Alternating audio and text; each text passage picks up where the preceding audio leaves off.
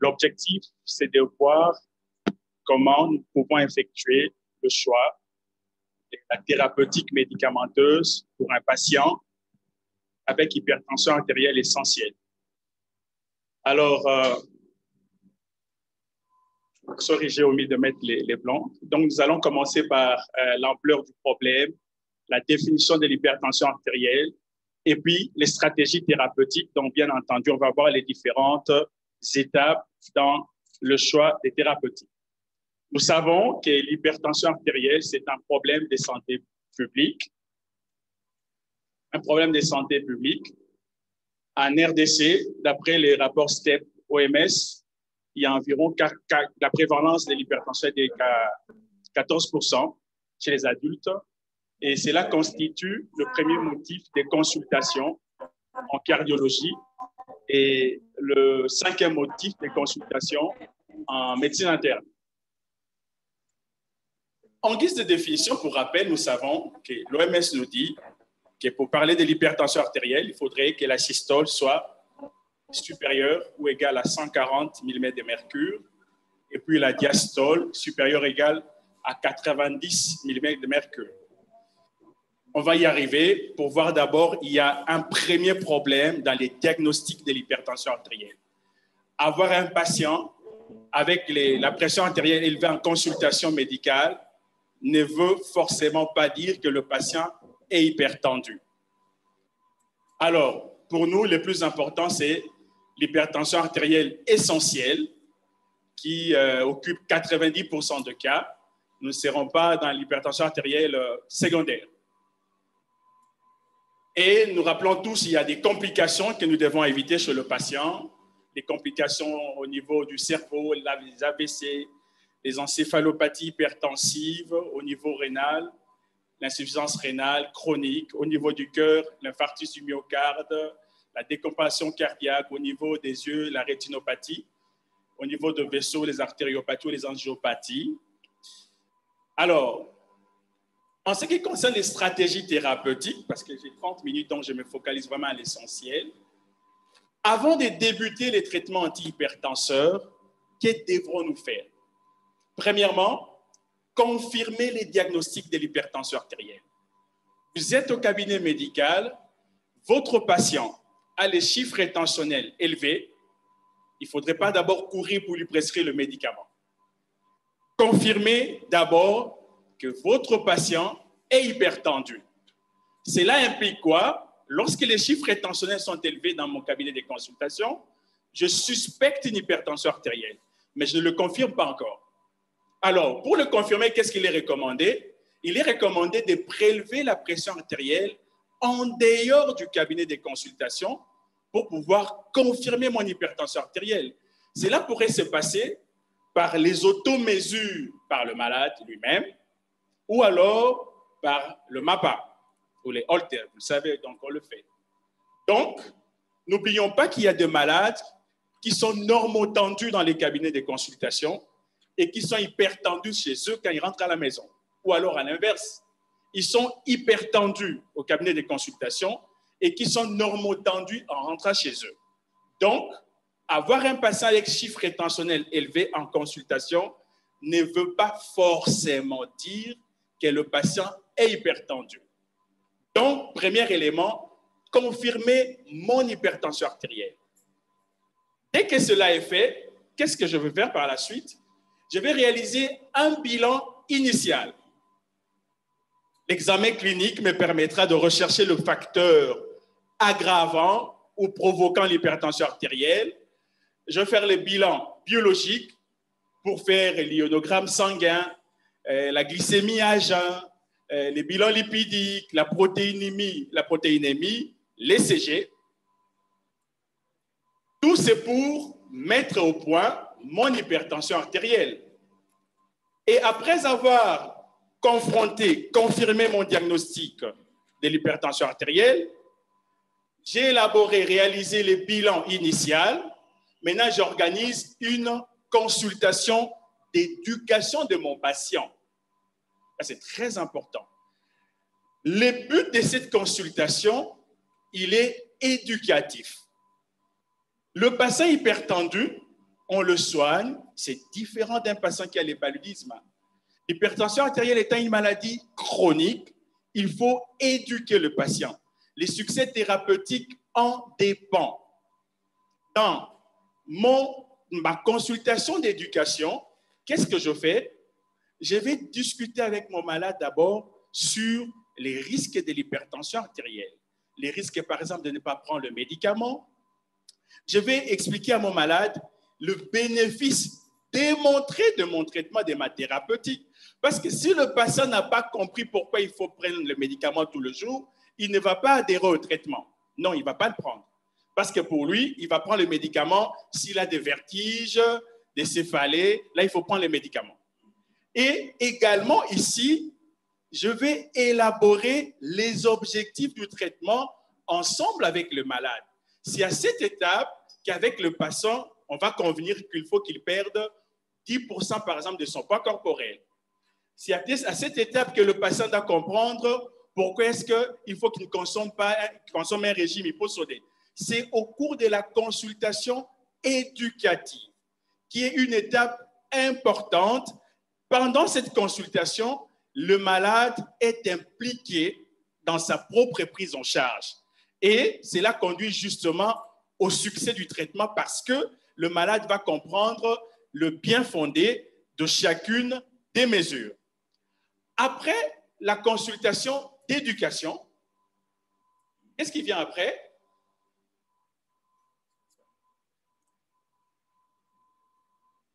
Je vais mettre en place avec mon patient les mesures hygiéno-diététiques, qui est un dénominateur, c'est la base. Le régime hyposodé, bien entendu, en insistant non seulement sur les sels de cuisine, mais sur les autres aliments riches en NaCl. Par exemple, les boîtes de conserve sont généralement trop salées, la charcuterie, il y a certaines margarines qui sont salées. Le malade doit connaître ces aliments-là. Et l'idéal, c'est de le faire dans la langue la mieux comprise par le patient. Parce qu'il participe à sa propre prise en charge. La pratique régulière du sport. Il y a une différence entre les sports d'endurance et les sports de performance. On ne demande pas aux patients de faire des pompes. Non. C'est le sport pour mouvoir la masse adipeuse abdominale. Et le plus important dans le sport, c'est la régularité et la fréquence. Très important. On peut être un sportif sédentaire. Un malade qui vous dit, docteur, moi, je fais les sports seulement le samedi, mais je fais 6 heures. Quand je sors à 8 heures jusqu'à 14 heures. Ça n'a pas d'importance sur le plan des protections cardiovasculaires. Nous, on a besoin d'une petite durée, mais une fréquence au minimum de 3 la semaine. C'est comme quelqu'un dirait, je me brosse les dents seulement les dimanches. Mais quand je me brosse les dents, je fais 45 minutes en train de me brosser les dents. Non, ça ne marche pas. On a besoin de la régularité, c'est très important. Des petites activités de 30 minutes, 4 fois par semaine ou 3 fois, la régularité. Réduire le poids corporel, c'est important. On dit souvent 10%, surtout si les malades étaient dans les surpoids. Réduire la consommation excessive de l'alcool. Là également, ça prête à confusion. Si on a le temps maintenant dans les discussions, on va rentrer pour voir comment on calcule la concentration en alcool dans une boisson. Pour éviter les complications cardiovasculaires de l'alcool, pour le DAM, on parle de pas plus de 2 verres standards par jour. Un verre standard contient environ 10 grammes d'alcool. Pas plus de 2 verres standards par jour et ne pas dépasser 10 verres par semaine. Ça, c'est pour le DAM. Et pour les hommes, pas plus de 3 verres standards par jour et ne pas dépasser 15 verres standards d'alcool par semaine. Donc, pour l'homme, ce n'est pas plus de 30 grammes. Pour la femme, pas plus de 20 grammes d'alcool par jour. Quand on est au-delà, c'est un risque cardiovasculaire. Mais quand on est en descente, ce n'est pas un risque. C'est pour ça, pour l'alcool, on ne dit pas l'arrêt, mais on dit la réduction de la consommation excessive d'alcool. Également, il faudrait privilégier la consommation des fruits et légumes. Il y a des études qui ont démontré un rapport linéaire entre la consommation des fruits et légumes et la réduction des chiffres rétentionnels. C'est très important. Et bien entendu, le patient doit arrêter de fumer si c'est un tabagique. Donc, ces mesures hygiéno-diététiques ça ne vient pas, le médicament, les traitements médicamenteux ne viendra pas les remplacer. Ils constituent la base sur laquelle le médicament vient s'ajouter. Ça, c'est important de discuter avec les malades parce qu'on en connaît en pratique. Ah, Mikolo, non, mais la kiss n'a pas lié. Le malade vous l'a dit. Le malade l'a dit. Parce qu'il n'a pas compris. La cause, c'est quoi? Il n'y a pas une consultation d'éducation du malade. Alors, après avoir mis en place les mesures hygiéno-diététiques, maintenant vient le choix de médicaments, mais en passant par les objectifs.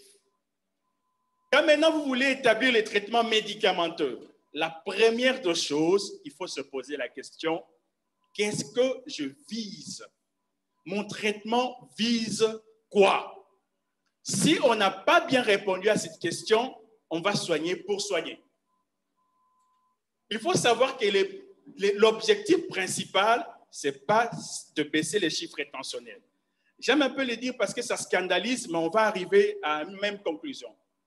Mais il faut plutôt dire, l'objectif, c'est de baisser la pression artérielle jusqu'à atteindre une pression artérielle cible afin de prévenir les complications liées à l'hypertension artérielle. C'est très important.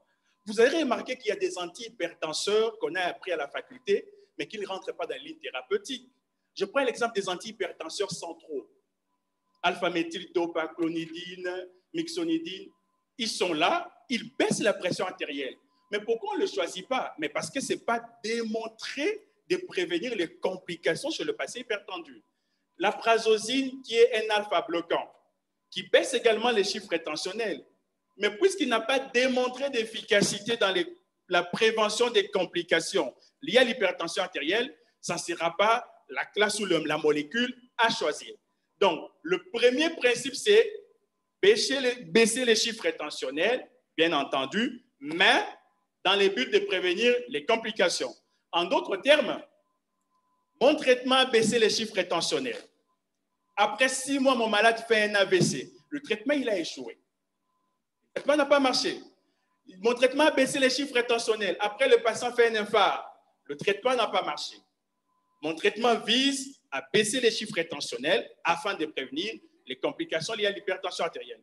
Évidemment, les autres principes, réduction du risque cardiovasculaire, traiter les complications présentes, éduquer le patient. À court terme, quand je commence mon traitement médicamenteux, souvent nous l'oublions, dans les 6 premiers mois, je dois faire un effort d'atteindre la pression artérielle cible dans les 6 premiers mois. C'est pour cela, quand je commence le traitement antihypertenseur chez mon patient, je ne laisse pas partir dans la nature et revenir, c'est pas moi, après 6 mois. Non, il faut au moins avoir une consultation mensuelle afin d'évaluer l'atteinte de la pression artérielle cible. J'instaure mon traitement médicamenteux, il commence aujourd'hui, le patient va le prendre, il va revenir 1 mois après pour qu'on évalue. Durant les 6 premiers mois, je vise à atteindre la pression artérielle cible. C'est ça le principe à court terme. Évidemment, rééduquer continuellement mon patient. Donc, quand je diagnostique une hypertension artérielle, je le confirme, je mets des traitements médicamenteux. Dans les 6 premiers mois, là, je dois atteindre la pression artérielle cible. C'est quoi la pression artérielle cible? On dit tout souvent, si la systole est comprise entre 130 et 139 mm de mercure, et la diastole inférieure à 90 mm de mercure, c'est ça la pression artérielle cible. C'est ça la pression artérielle cible.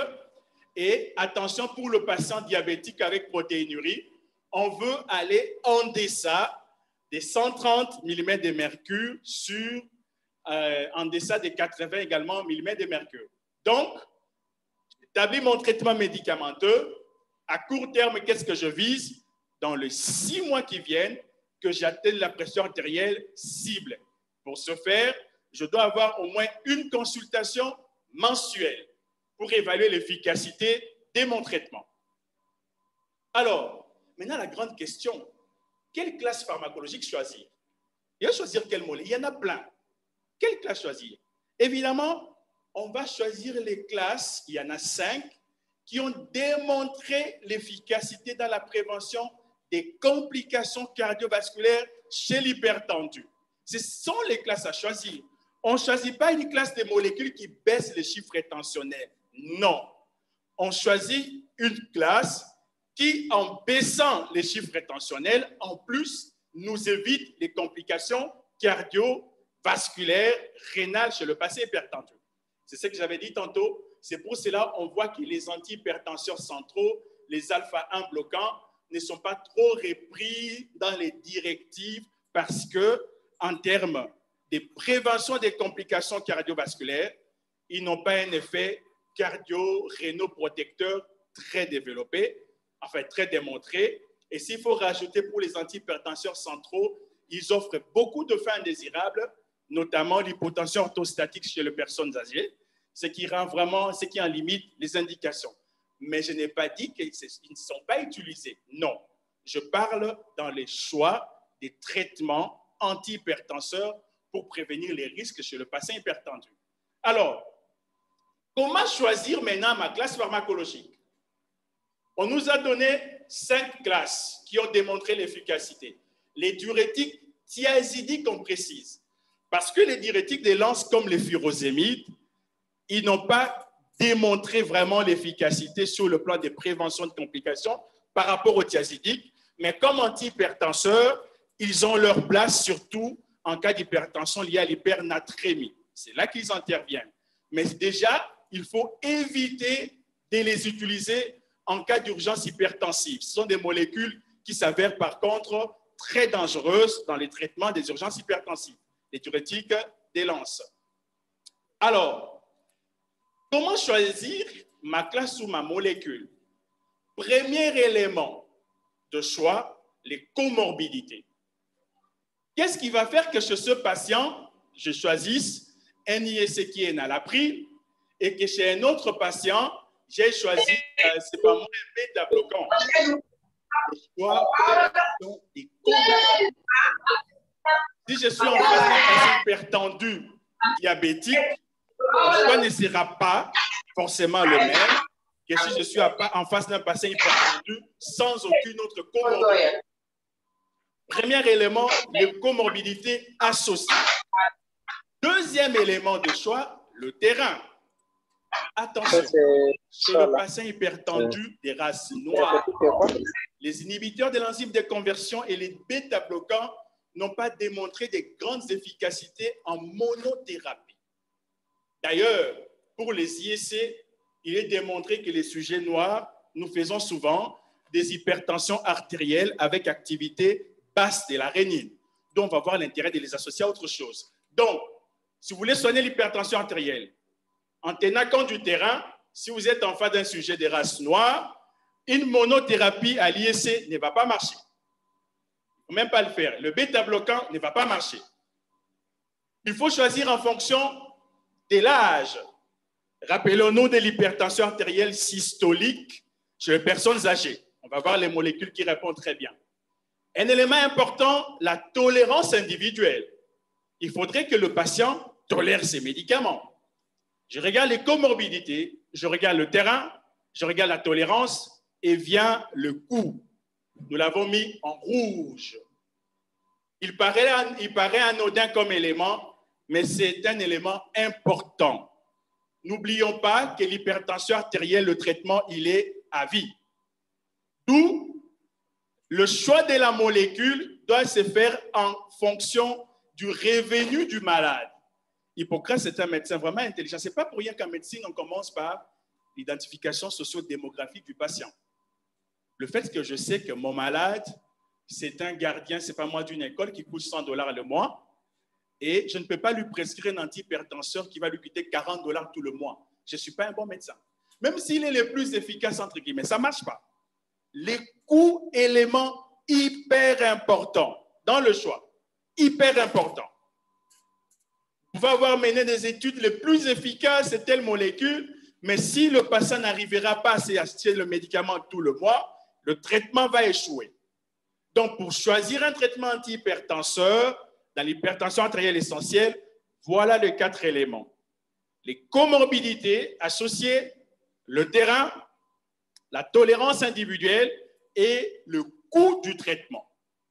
Alors, nous allons rapidement parcourir les avantages et inconvénients des différentes classes pharmacologiques. Pour les diurétiques thiazidiques, l'avantage, c'est qu'ils coûtent moins cher. D'ailleurs, dans les livres, on dit c'est l'antihypertenseur des hypertendus pauvres. Parce que vraiment, il est accessible et il ne coûte pas cher. C'est ça un des gros avantages. Et notre avantage, c'est que ce sont des antihypertenseurs qui ont montré leur efficacité dans la prévention des complications chez toutes les races.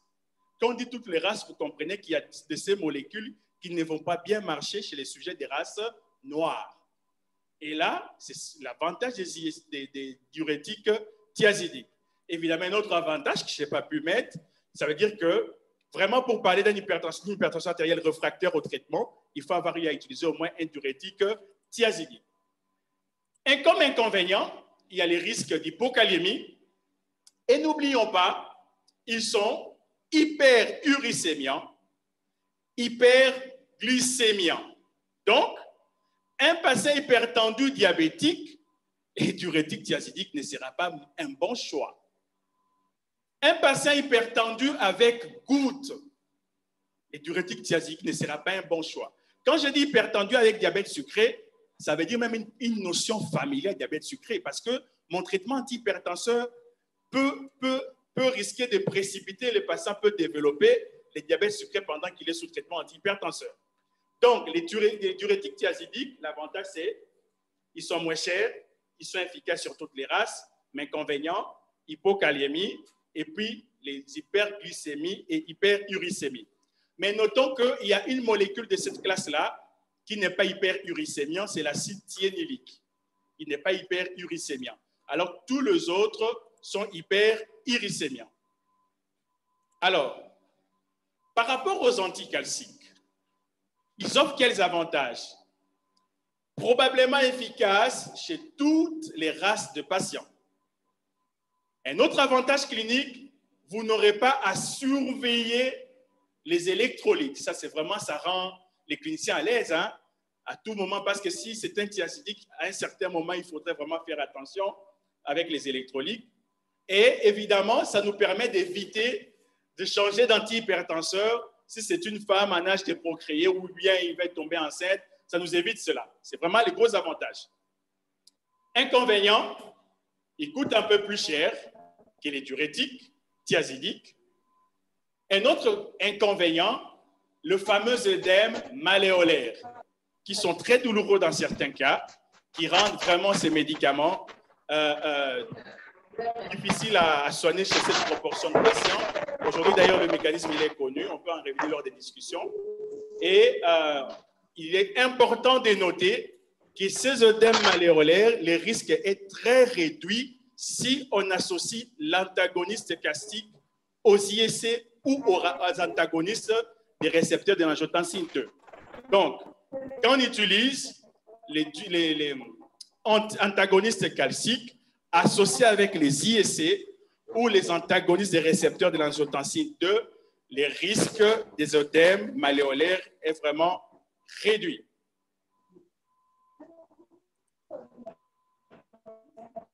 OK. Alors, pour les inhibiteurs de l'enzyme de conversion de l'angiotensine et les ARA2, c'est quoi le bénéfice?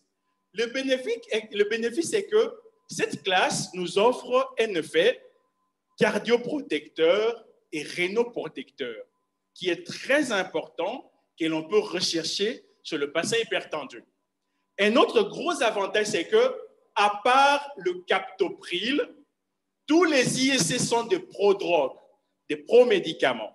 Ça veut dire qu'ils sont inactivés après estérification au niveau du foie. Et il va donner des métabolites qui sont actifs. Ce qui nous offre l'avantage d'une grande biodisponibilité et une prise quotidienne qui améliore l'observance chez le patient hypertendu. Très important. Donc, c'est ça l'autre gros avantage parce qu'ils offrent une meilleure biodisponibilité. Alors, mais ça peut se transformer en un inconvénient. Ça veut dire, pour un patient qui a une insuffisance hépatique et hypertendue, ça ne serait pas le meilleur antihypertenseur. Parce que le foie étant défectueux, le médicament ne sera plus activé par le foie. Parce que ce sont des prodrogues, leur efficacité dépend au préalable de l'activation hépatique. Donc, si vous avez un patient hypertendu qui a une atteinte hépatique, l'idéal, ce ne serait pas ces groupes de médicaments. Alors, inconvénient, le coût il est élevé, la fameuse toux persistante, surtout chez les sujets africains, c'est vraiment inconfortable, et aussi moins efficace en monothérapie, ça c'est très important. Les ISC, comme antihypertenseurs, en monothérapie, ne sont pas efficaces chez les sujets de race noire, parce que nous faisons une hypertension artérielle à activité basse dès l'arénie. Également, les risques chez la femme enceinte, évidemment, les risques d'hyperkaliémie et aussi les risques d'apparition d'insuffisance rénale aiguë.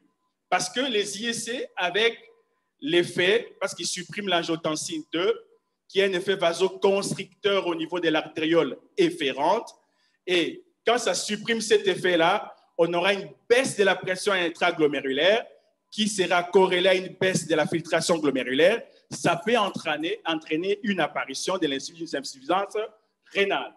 Ça, c'est un autre inconvénient. Alors, en termes d'association d'antihypertenseurs, qu'est-ce qu'il faut choisir? Évidemment, là où il y a des pointillés pleins, ce sont des associations qu'il faut privilégier. On va voir rapidement quels sont les avantages des associations. L'association des ISC, voilà, excusez-moi, avec les anticalciques. C'est quoi l'avantage? Ça nous réduit le nombre d'étapes dans le protocole. Parce que dans les protocoles, vous allez commencer d'abord par soit un antagoniste calcique, après moi, vous évaluez, vous augmentez la dose, ça ne marche pas, vous associez. Mais quand c'est déjà une association, ça nous épargne des différentes étapes dans le protocole et ça augmente ainsi les chances de normaliser la pression artérielle aussi rapidement. Autre avantage, la réduction du nombre de comprimés améliore l'observance au traitement. En parlant de l'observance, n'oublions pas, le patient hypertendu, d'abord, le plus souvent, ne sont pas convaincus de leur maladie. Ceux qui sont diagnostiqués de façon fortuite. Ils s'amènent à l'hôpital pour son paludisme, vous prélevez les chiffres très élevés, vous refaites encore, vous dites, monsieur, vous êtes hypertendu. Et non seulement vous le dites, mais vous venez bouleverser sa vie. Ne consommez plus ceci, désormais il faut autant de... Et le patient lui-même n'en est pas convaincu. Et pire encore, vous lui dites, écoutez, vous lui collez un médicament qui doit prendre toute la vie. Cela conduit à une réduction de l'observance, d'où l'importance de la consultation d'éducation. Vous l'avez remarqué sûrement en pratique, le patient le mieux observant sont ceux qui ont eu des complications. Ce qui a fait un AVC, ce qui a fait un infarctus, il va mieux prendre le traitement, c'est le nouveau patient que j'ai devant moi. Parce que même quand il prend les traitements antihypertenseurs, le bénéfice apparent n'est pas perçu. Ils prennent ou pas son thiazidique, il ne voit pas l'importance. Alors que si j'ai de la fièvre, je prends le paracétamol, moi-même je suis témoin, je vais transpirer, je me sens mieux. Mais quand je ne prends pas mon antihypertenseur, ça ne va forcément rien changer. C'est pour ce sont les malades qui adhèrent très peu au traitement, d'où nous revenons à la fameuse consultation d'éducation. Autre avantage, c'est que quand on associe les ISC avec les antagonistes calciques, on a le bénéfice chez le malade, patient hypertendu avec maladie rénale, antécédent d'infarctus du myocarde. Et bien entendu, on a une réduction du risque de survenue d'œdème malléolaire qu'on impute aux anticalciques. Comme inconvénient, le coût est élevé. Un autre inconvénient, il y a risque de surtraiter le patient. En pratique, si vous avez atteint une association médicamenteuse antihypertenseur et que vous êtes contraint de faire un rétropédalage, ça veut dire que vous êtes allé vite en besogne. Normalement, les traitements antihypertenseurs, on ne recule pas. Si vous reculez, ça veut dire que vous avez reculé quelque part une étape. Vous ne pouvez pas commencer avec 2 et après, vous êtes obligé de revenir à 1. Ça veut dire que quelque part, vous avez, parce que vous savez que certains malades, bien qu'avec les régimes, si la tension artérielle était, l'hypertension était modérée, ça peut normaliser les chiffres tensionnels. Donc, avec les associations, il y a un risque de surtraiter le patient. Évidemment, les IEC et les ARA2 sont contre-indiqués chez les femmes enceintes et risquent d'hyperkaliémie. Pour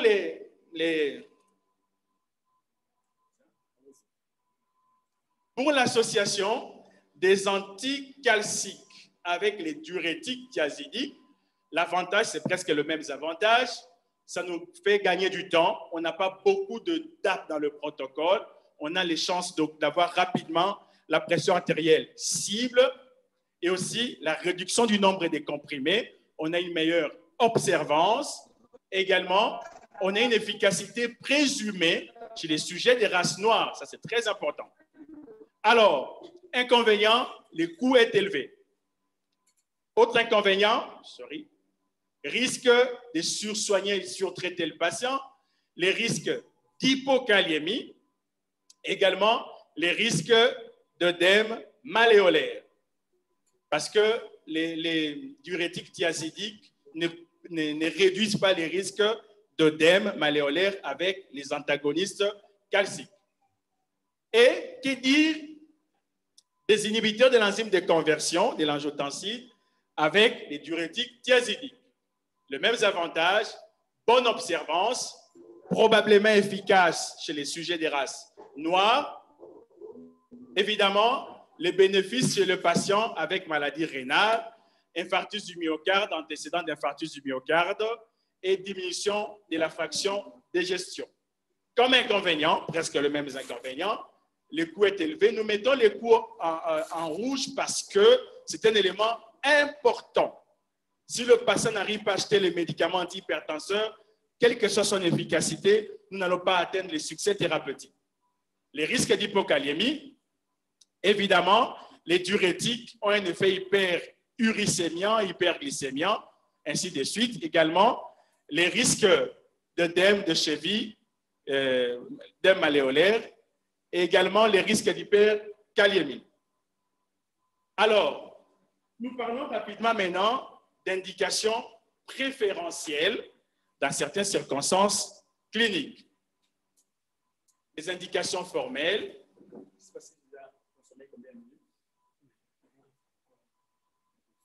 OK, merci. Alors, les indications formelles. Par exemple, en cas de diabète sucré de type 1 avec protéinurie plutôt, chez un hypertendu, il faudrait privilégier les inhibiteurs de l'enzyme de conversion parce qu'ils ont un effet protecteur sur le rein, évidemment. En cas d'insuffisance cardiaque ou de décompensation cardiaque, il faut privilégier, quand je dis décompensation cardiaque, sur une hypertension artérielle ou chez un hypertendu, privilégier plutôt les inhibiteurs de l'enzyme de conversion et les diurétiques thiazidiques, le plus souvent. Dans certains cas également, on peut prescrire les diurétiques des lances si vraiment l'hypernatrémie ou la rétention hydrosodée est importante, mais ce sera quelque chose de ponctuel. Alors, en cas d'hypertension artérielle systolique chez les sujets âgés, ce sont les diurétiques thiazidiques, les anticalciques sont également, les anticalciques à tropisme vasculaire sont également les plus privilégiés. Chez un patient avec hypertension et antécédent d'infarctus du myocarde, on a les IEC, également les bêta-bloquants. En cas d'insuffisance rénale, on peut associer le bénazéprile également. Si on peut aller vers les... Alors, pour regarder encore d'autres effets favorables, un patient hypertendu avec angine de poitrine, on va privilégier les bêta-bloquants et les anticalciques. Également, un patient hypertendu avec tachycardie et fibrillation auriculaire, également le bêta-bloquant ou les anticalciques à tropisme cardiaque comme les verapamil. Diabète sucré de type 2 avec protéinurie, nous allons privilégier les inhibiteurs de l'enzyme de conversion. Évidemment, en cas de décompensation cardiaque, on peut privilégier les bêta-bloquants. Alors, En cas d'hypertension artérielle sur hyperthyroïdie, on peut utiliser le bêta-bloquant parce qu'ils auront un effet par rapport à la cardiothyréose qu'on peut avoir. En cas d'hypertension artérielle associée à l'infarctus du myocarde, également, on peut prescrire aussi le verapamil. Et en cas d'hypertension artérielle plus migraine, on peut prescrire le propranolol parce que le propranolol également a une activité sur les crises migraineuses. Alors, par rapport aux effets défavorables, ça c'est très important. Effets défavorables, si le patient hypertendu a une dépression, il faut éviter les antihypertenseurs à action centrale. Rappelons-nous, les antihypertenseurs à action centrale vont réduire les tonus de la noradrénaline, alors que nous savons que la noradrénaline et la sérotonine sont responsables de l'humeur. Ce qui revient à dire qu'il y aura aggravation de la crise dépressive chez votre malade. Donc, ce ne sont pas les antihypertenseurs à privilégier. Évidemment, il faudrait éviter le bêta-bloquant chez le patient hypertendu diabétique parce que ça va nous masquer les crises d'hypoglycémie. Il faudrait éviter. Évidemment, il faudrait éviter les diurétiques thiazidiques chez le patient hypertendu avec gouttes parce que, rappelons-nous, on a dit qu'ils sont hyperuricémiants. Évidemment, il faut aussi éviter les bêta-bloquants chez le patient hypertendu avec troubles de conduction parce que le bêta-bloquant a un effet dromotrope négatif.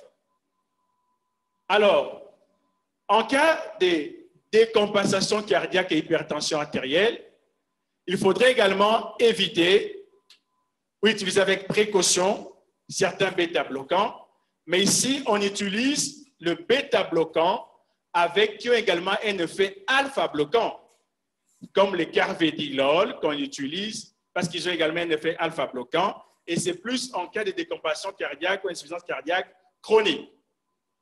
Évidemment, en cas de grossesse, il faudrait contre-indiquer les inhibiteurs de l'enzyme de conversion de l'angiotensine et les antagonistes de récepteurs de l'angiotensine 2. Évidemment, en cas d'insuffisance rénale, il faudrait éviter les diurétiques épargnants du potassium. Ça, c'est un petit commentaire sur, bien que ce n'était vraiment pas le sujet du jour, avant de finir, sur les urgences hypertensives.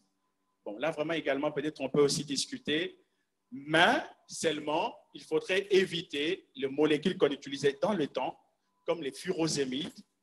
En cas, quand je dis urgence hypertensive, c'est vraiment les urgences hypertensives vraies, parce qu'il faut les différencier des urgences hypertensives avec les poussées hypertensives, qu'on appelle également crise hypertensive ou vulgairement pic hypertensif.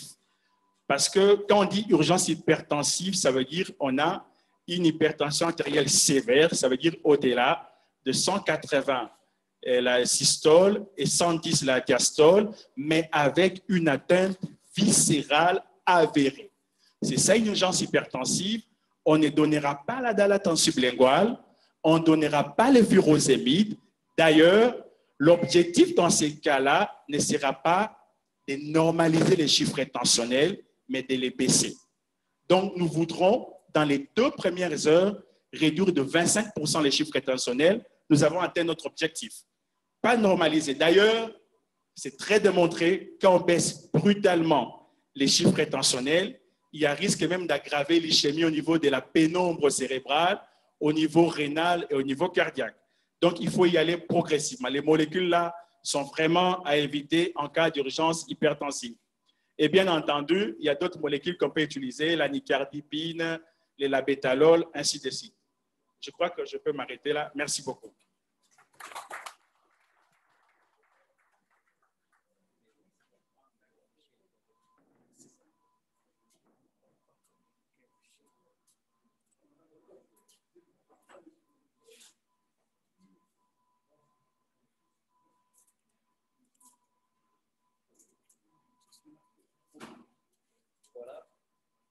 Nous tenons à remercier l'orateur du jour, notre panéliste. Il a apporté la pharmacothérapie des antihypertenseurs, en commençant par présenter l'ampleur du problème. Il a défini et il a présenté les différentes complications. Ça a constitué un rappel. Il nous a brossé la stratégie thérapeutique, notamment de confirmer le diagnostic, de réaliser des bilans initiaux, d'organiser une consultation d'annonce, de mettre en place les mesures hygiéno-diététiques, les traitements médicamenteux. Il a donné les objectifs thérapeutiques. Il a montré les moyens à court terme. Il a montré comment nous devons faire le choix des classes pharmacologiques de manière privilégiée. Il a brossé les avantages et inconvénients des différentes classes. Il a montré quelques associations ainsi que les indications préférentielles. Et il vient de terminer sur les médicaments disponibles en urgence hypertensive. Nous voulons peut-être aussi partager l'expérience de Dr Géry. Par exemple, au niveau de l'hôpital du Cinquantenaire, c'est depuis 2017 que nous avons banni les autres produits qui étaient nocifs, notamment les diurétiques. Et nous avons donné la place, notamment ici, pour notre protocole, nous utilisons le Loxène que nous donnons avec la seringue électrique. Alors, nous allons demander à tous les participants de pouvoir encourager le panéliste toujours en l'acclamant. Maintenant, nous allons aussi demander aux participants qui nous suivent en direct sur Zoom de pouvoir ouvrir leur mode vidéo et s'ils auront des questions, de pouvoir aussi lever la main. Et pour nous qui sommes ici dans la salle, il serait préférable de passer ici pour que les participants qui sont en Zoom puissent nous voir. Je vais balancer la plage. Nous allons poser la question et nous allons permettre à ce que Dr Géry réponde en position assise. Si nous avons des questions, le moment est venu. S'il y a des questions, vous levez la main. Et aux participants Zoom, nous allons leur demander d'utiliser l'option pour soulever la main pour pouvoir poser la question. Nous allons commencer d'abord dans la salle et nous allons passer à un confrère qui est dans la salle Zoom. Est-ce qu'il y a une question ici? Dr John? C'est mieux de passer ici pour que les participants puissent vous voir et Dr Géry va accorder la parole. Donc, nous accordons la parole à Dr John et nous allons passer par les jeux de questions directement aux réponses. Merci beaucoup. C'est une petite question, mais je voulais profiter, comme les gens sont là, de passer un communiqué également. La question, c'est quoi?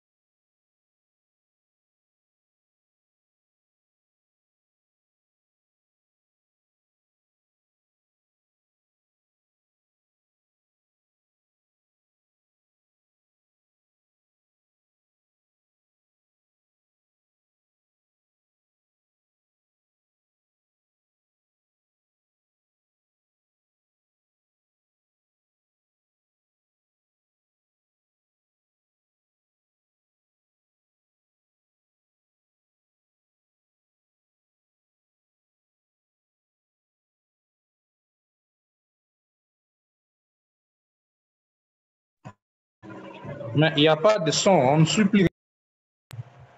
Il n'y a plus de son.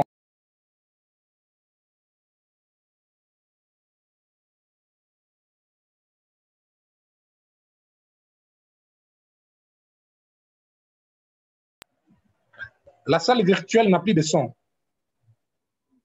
Ok, c'est déjà arrangé. Vous pouvez nous suivre. Docteur préféré, on a dit à un certain moment, vous avez levé la main. Si vous avez une question, vous pouvez poser directement. Docteur préféré? Non, non, merci. Merci beaucoup. Bonjour à tout le monde. Oui, oui. Merci. Bonjour à tout le monde. Oui. Au fait, allô? Allez-y, on vous suit. Allô? Allez-y, on vous suit. Oui, en fait, ce n'est pas une question. Hein. Je voulais seulement dire que la salle virtuelle n'avait plus de son. C'est ce que je voulais dire. Oui. OK, ça va. C'est déjà arrangé, c'est déjà résolu. S'il y a une autre question dans la salle. Oui, oui, oui. Ça va déjà. Docteur Béa.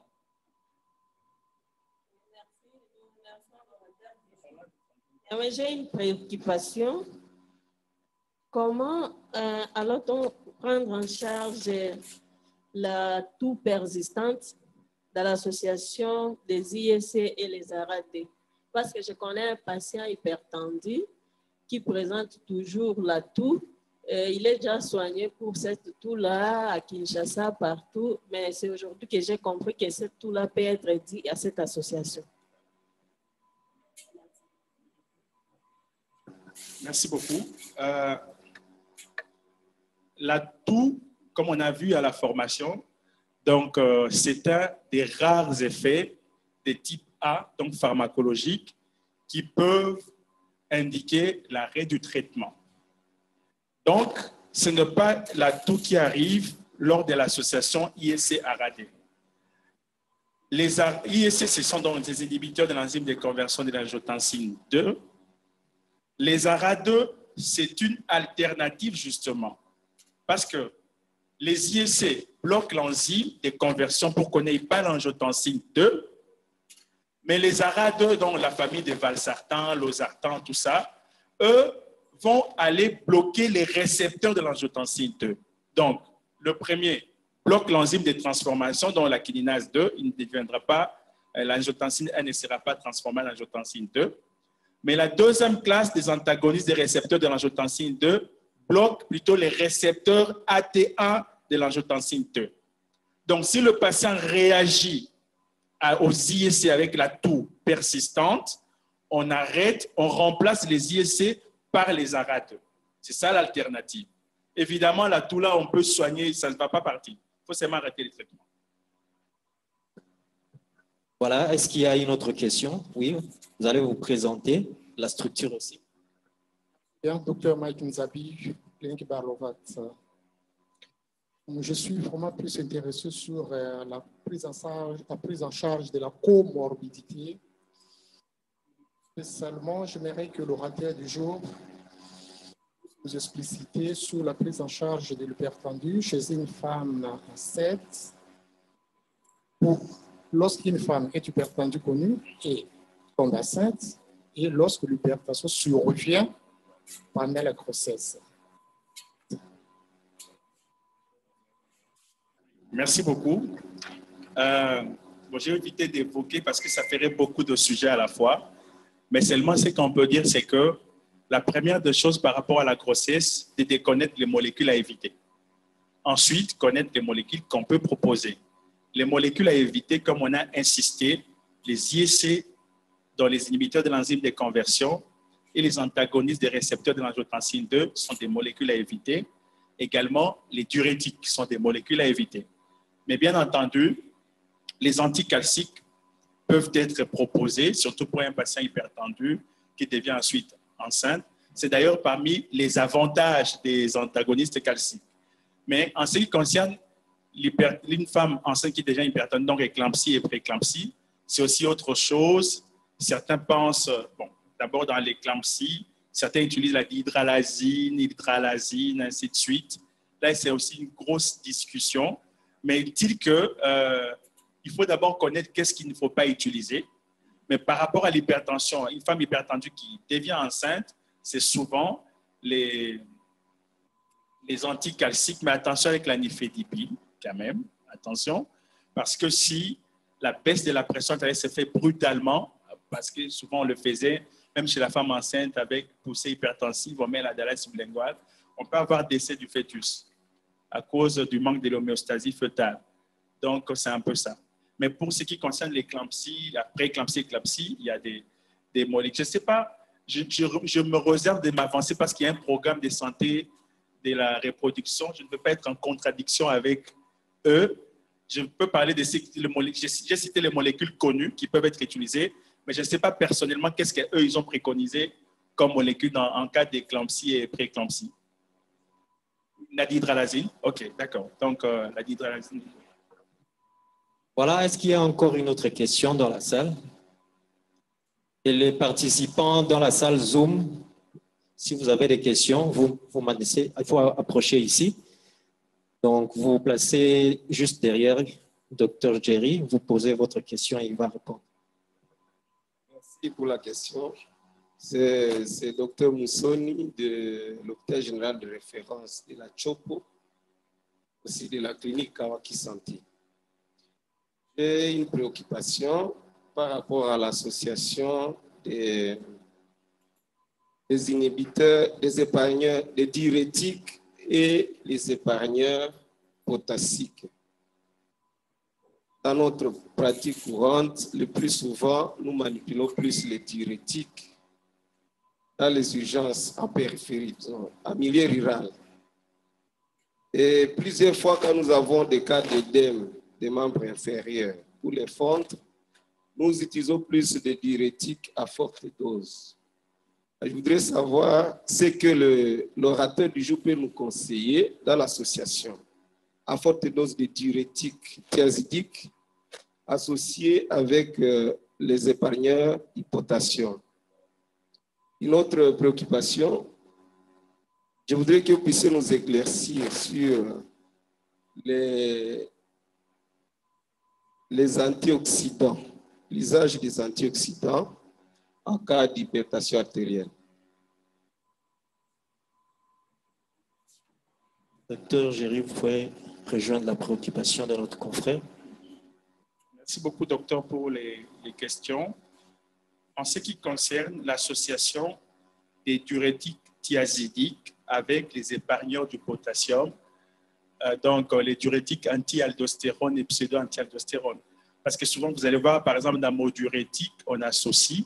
En fait, le principe, c'est que ce sont des associations conseillées dans des milieux où on n'a pas de bonnes infrastructures pour suivre, par exemple, la kaliémie, afin de pouvoir contrebalancer le perte et le gain du potassium.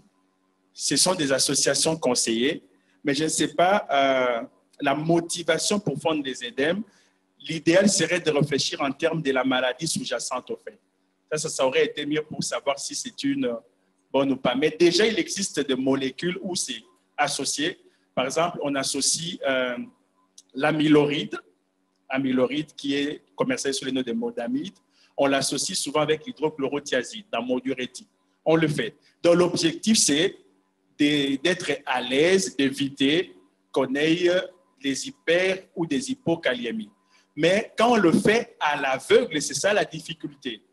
Parce que quand on le met dans un comprimé, ça veut dire qu'on a évalué qu'à telle dose de diurétiques thiazidiques contre telle dose d'épargneurs, les effets s'annulent.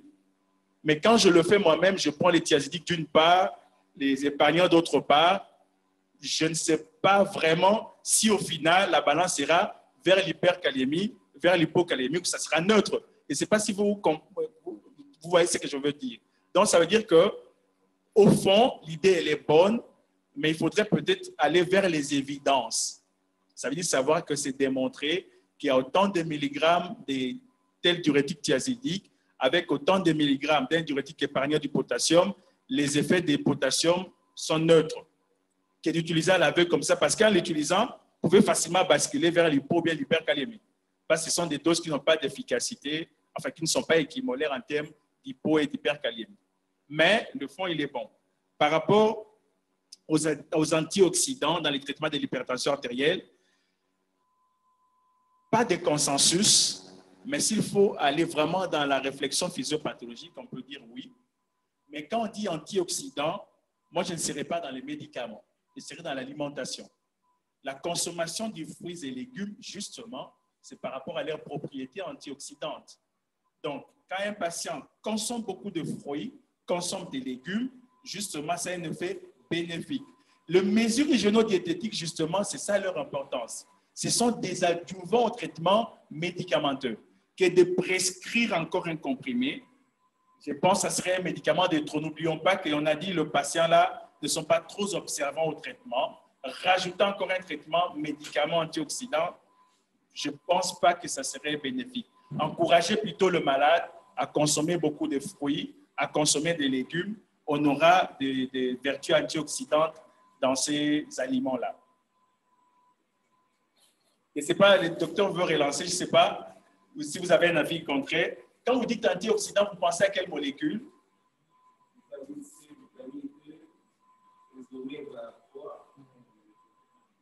Au fait, le problème, c'est que, d'abord, premièrement, en termes d'évidence, sur le plan physiopathe, on connaît le rôle, l'effet du stress oxydatif sur l'hypertension artérielle, dans les complications. Mais le problème, c'est, d'abord, les surcoûts du traitement. N'oublions pas cela. Il y a la pharmacoéconomie dans ce que nous faisons. Les oméga-3 coûtent combien? Le patient, là, il gagne combien le mois? Ça, c'est un élément. Deuxième élément, pourquoi s'il peut avoir ça dans l'alimentation, il faut lui donner un médicament? Troisième élément de mon raisonnement, est-ce qu'il y a des évidences qui ont démontré, je ne parle pas d'antioxydants, mais je parle de ces molécules, médicaments-là, chez ces patients hypertendus, ça réduit la morbimortalité ou les complications cardiovasculaires par rapport aux patients qui n'avaient que des antihypertenseurs sans ces médicaments. Je ne suis pas encore tombé sur une telle publication. C'est pour cela, moi, je vais conseiller plutôt d'aller vers les médicaments. Parce qu'en usage rationnel des médicaments, on évite vraiment de donner des médicaments de trop pour rien. Souvent, nous, le médecin, nous sommes un peu dans des prescriptions fantaisistes. Mais on ne voit pas la corvée du malade qui va prendre ça tout le jour. Et peut-être qu'il a l'argent pour acheter l'antihypertenseur, mais puisque dans sa tête, il sait qu'il doit prendre l'antihypertenseur ou autre chose, il est en difficulté. Nous sommes déjà dans un contexte où nous ne sommes pas dans un système d'assurance maladie. Donc, le patient doit acheter lui-même les médicaments. Donc, comme c'est un traitement chronique, il faudrait privilégier vraiment les médicaments les plus importants pour le patient. Je pense que dans l'alimentation, il peut y avoir beaucoup de propriétés antioxydantes dans l'alimentation, donc des fruits et légumes.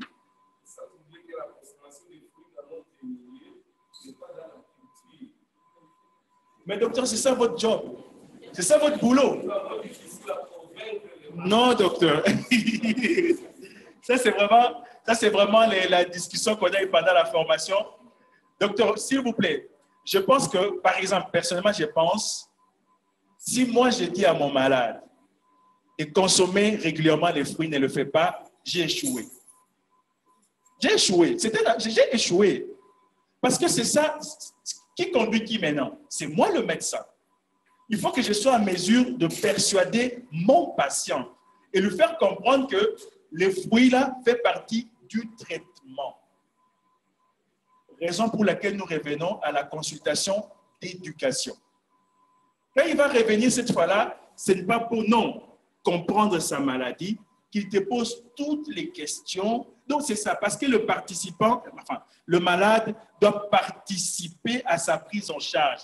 S'il a compris le pourquoi de chaque chose, il va adhérer.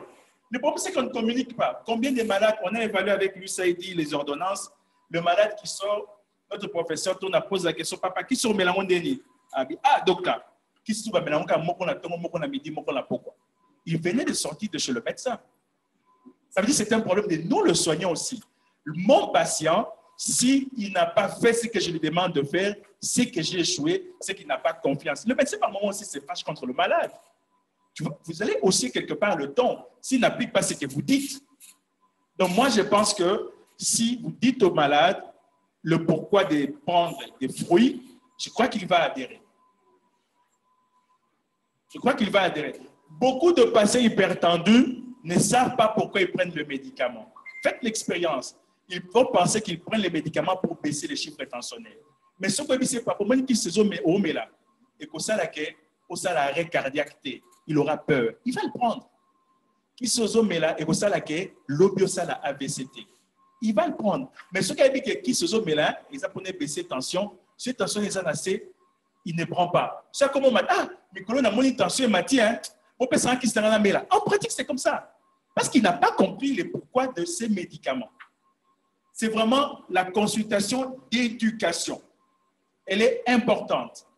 Pour tous les malades qui ont les maladies chroniques, il faut des séances d'éducation où le patient va connaître tout le principe, le bien fondé. Il y a même des malades qui disent, ah, comme il y avait un qui disait, transport le exemple, pas si docteur n'a pas une tambola, là, profitez qu'à la tambola. Alors que ce n'est pas de ça qu'on veut. On veut une régularité dans l'activité physique. Mais lui, bon, parce qu'il n'a pas compris, le local de transport exacté, n'a tambola qu'à Makolo. Donc, il est vraiment important de bien discuter avec le patient. Voilà, merci beaucoup. Nous allons donner l'opportunité aux confrères qui sont dans la salle et puis nous allons revenir. Je vois Dr Jean-Claude. Dr Jean-Claude, vous nous suivez? Vous pouvez activer votre micro et vous allez poser la question. Dr Jean-Claude, il nous suit à partir de...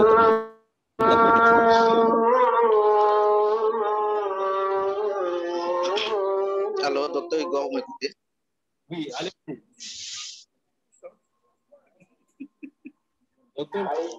Oui, merci beaucoup de l'opportunité que vous nous offrez. Et je tiens à remercier pour sa présentation très claire, aussi brillante. En fait, je voulais revenir sur ces dernières dias, là où il a parlé des effets possibles sur la comorbidité. Alors, je ne sais pas si le docteur Géry, qu'est-ce qu'il en pense par rapport à l'utilisation des antihypertenseurs chez un malade dont le TDM et l'IRM a été fait et dans AVC. Qu'est-ce qu'il en pense sur l'utilisation des antihypertenseurs ou bien dans la gestion de l'hypertension chez un malade dont le diagnostic au scanner et à l'IRM a été posé en faveur d'un AVC hémorragique.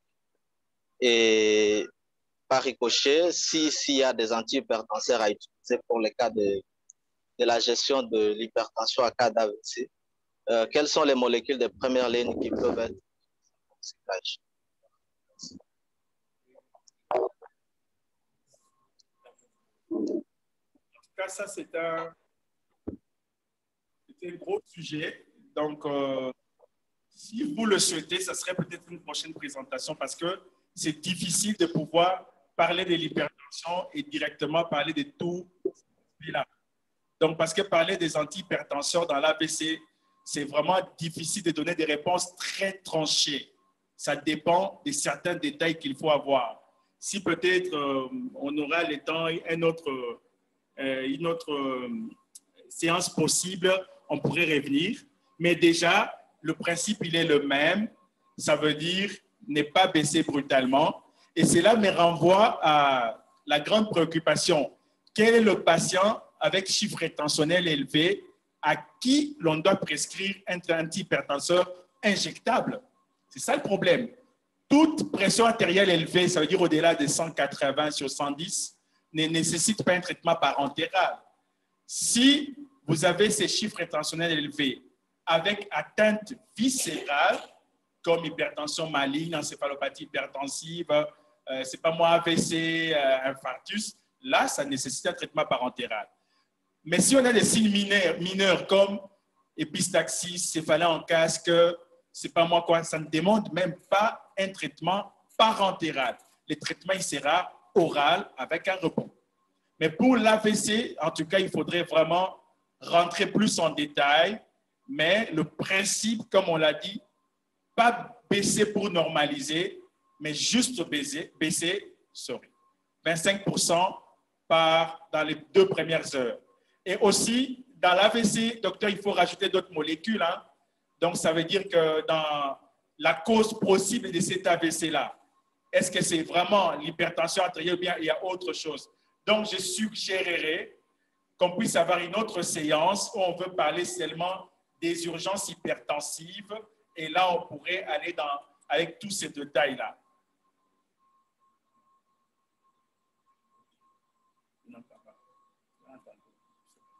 Voilà, là c'était Dr Jean-Claude, comme je le disais, qui posait sa question à partir de Dakar. C'est un confrère de l'université de Kisangani qui est en pleine spécialisation en DS à l'université de Cheikh Anta Diop en neurologie. Nous allons accorder la parole à Dr Emmanuel.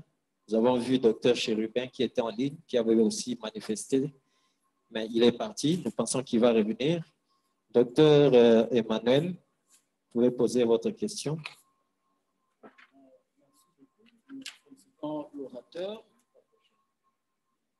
Je voulais avoir juste une précision. Comment contourner certaines prises en charge en cas d'indication formelle, surtout quand on utilise les bêta-bloquants, sachant que les bêta-bloquants entraînent certains troubles, entre autres les troubles sexuels, baisse de la libido et de l'impuissance sexuelle. Comment contourner? Parce que l'objectif du traitement serait aussi de faire baisser la tension, mais aussi de tenir compte du confort du malade. Comment contourner cette prise en charge? Merci. Merci. Pour le bêta-bloquant, en fait, les raisonnements avec les médicaments, c'est toujours la balance bénéfice-risque. Si mon patient hypertendu, je ne sais pas si le patient hypertendu a quelle autre comorbidité, seulement hypertension. Hypertension plus quoi? C'était quoi la... Au fait, c'est comme on dit, l'hypertension artérielle plus l'angine de poitrine, c'est quand même une grosse fatalité. Si vous voulez comparer le bénéfice de soigner l'angor et l'hypertension avec un médicament par rapport au risque de baisse de la libido, faites les choix, c'est vous le soignant. Ça, c'est un des deux. Il y a également une alternative. Vous pouvez également prescrire les antagonistes calciques à tropisme cardiaque, comme les verapamil, l'isoptine. Ou encore, vous pouvez associer, pour soigner l'angor, un dérivé nitré avec un autre antihypertenseur. Donc, c'est un peu parce que n'oublions pas, nous revenons aux éléments du départ. Docteur, le choix de l'antihypertenseur est fonction de la tolérance, du coût, des comorbidités, mais également du terrain. Donc, si le patient-là ne tolère pas cet antihypertenseur, il faut que je le change. C'est un peu ça. Peut-être une petite contribution. Si c'est un angor et avec les évidences, on a vraiment des évidences qui plaident en faveur d'un infarctus du myocarde. Ça peut être avec sous-décalage. Parmi les cocktails que nous donnons, à part les autres molécules, nous donnons aussi les bêta-bloquants, notamment par exemple le bisoprolol. Pourquoi? Parce que nous visons à protéger les restes des muscles qui ne sont pas nécrosés en ralentissant l'activité cardiaque, en diminuant la fréquence cardiaque. Parce qu'il y a une bonne partie de muscles qui peut-être, si c'est déjà nécrosé, si c'est un infarctus, et en ralentissant la fréquence cardiaque, on va diminuer l'énergie à perdre par rapport à la consommation de l'oxygène. C'est pendant la phase de la crise, il y a un cocktail, à part les autres molécules que nous donnons également les bêta-bloquants. Nous remercions tous les participants d'avoir été avec nous pendant cette séance que nous appelons notre culte scientifique, le rendez-vous du donner et du recevoir. Nous remercions également Dr Géry qui a été avec nous, qui a fait sa présentation qui est brillante. Je pense que nous allons accorder la parole au médecin directeur pour pouvoir clôturer la séance. Mais nous allons nous demander toute la salle de pouvoir acclamer pour Dr Géry pour son étude. Oui. Donc, je voudrais remercier particulièrement Dr Géry et tout pour la bonne volonté qu'ils ont manifestée. Voilà, parce qu'ils ont beaucoup d'occupations, ils sont venus en mission, ils ne sont pas venus pour cette séance que nous avons actuellement, mais ils ont fait de leur mieux pour dégager un espace dans le temps, durant la journée. Et nous avons bénéficié donc de cette présentation qui était très brillante. Pour moi, j'ai beaucoup admiré. J'ai vraiment senti l'esprit cartésien de la faculté qui planait au-dessus de nous, tellement la présentation était concise et elle était bien précise. Donc, vraiment, merci. Merci pour toutes ces informations que vous avez mises à notre disposition. Je suis convaincu que ces informations vont sensiblement contribuer à améliorer notre façon de prendre en charge et certainement même à mettre à jour nos différents protocoles dans la prise en charge de l'hypertension artérielle. Alors, j'espère aussi que les mercredis, en tout cas, je nous encourage tous à être là les mercredis matins parce que nous allons parler d'un sujet qui est très sensible, l'usage rationnel des antibiotiques. Nous tous, nous savons combien de fois nous avons de la peine quand il s'agit de prescrire les antibiotiques dans certaines circonstances. Donc, je pense que la séance de mercredi va beaucoup nous aider pour clarifier comment nous allons comporter lorsque nous devons décider de la prise en charge d'un patient en recourant aux antibiotiques. Au-delà de ça, il y aura aussi un exposé qui va traiter de la pharmacovigilance. C'est un thème qui est vraiment en train de prendre de l'essor. Donc, c'est très bien que nous puissions être nous tous là pour savoir de quoi il s'agit et comment nous pouvons nous comporter quant à la pharmacovigilance. Donc, je nous invite, nous tous, mercredi, à partir de 8h30. Je pense même que la séance Zoom sera ouverte pour ceux qui ne sont pas artisanaux, en tout cas même ceux qui sont artisanaux et qui ne pourront pas être avec nous ici. Donc, encore une fois, docteur Géry, docteur Baker et les pharmaciens, je vous remercie vraiment pour tout ce que vous avez fait et que vous continuez à faire pour nous ici. Et donc, j'espère vous revoir très bientôt. Merci. Merci beaucoup.